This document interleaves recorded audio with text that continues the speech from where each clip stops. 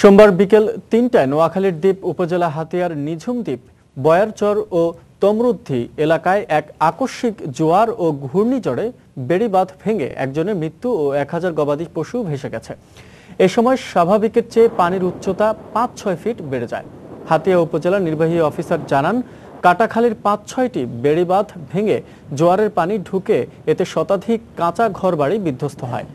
এছাড়া বয়ারচরের হাতিয়া বাজারে আকস্মিক ঘূর্ণিঝড়ে দুমড়ে মুচড়ে যায়। তবে ঘূর্ণিঝড়ের কারণে যোগাযোগ বিচ্ছিন্ন হয়ে যাওয়ায় প্রকৃত ক্ষয়ক্ষতির পরিমাণ অনুমান করা যায়নি। আমি ইউনোকে তাৎক্ষণিকভাবে নির্দেশ দিয়েছি যে ইউনিয়ন পরিষদের চেয়ারম্যান এবং মেম্বার দিয়ে তাৎক্ষণিকভাবে আমাকে জানাবে এবং বাই দিস টাইম আমাকে জানিয়েছে যে আগামীকাল সে ফ্যাক্স করবে এবং তার কিছু টিন এবং জিআর লাগবে এবং আগামীকালই টিন এবং জিআর যতটুকু তার চাহিদা পর্যাপ্ত পরিমাণে পেয়ে যাবে।